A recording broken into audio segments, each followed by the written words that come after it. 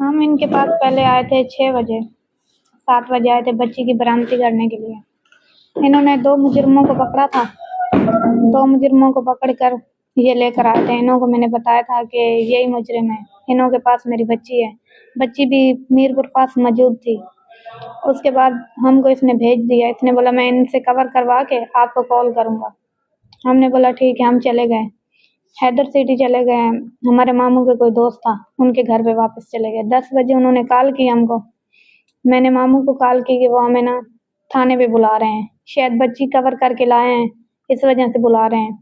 جب ہم تھانے پہ پہنچے تو انہوں نے میرے ماموں کو آفس میں جانے دیا، مجھے نہیں جانے دیا، کیوں کیمرہ اندر لگا ہوا تھا، مجھے وہاں باہر ہی کھڑا کر دیا۔ مجھے بولتا ہے کہ بچی کی کور کروانے کے لیے جانا ہے، آپ یہاں چلو میرے ساتھ۔ ایک ان کے ساتھ دوسرا آدمی تھا، ڈرائیور تھا کہ پتہ نہیں کون تھا، انہیں میں نہیں جانتی ہوں۔ یہ 2 آدمی مجھے لے کر گئے، یہ بچی کور کروانے نہیں گیا تھا، یہ اپنی جگہ پہ مجھے لے کر گیا۔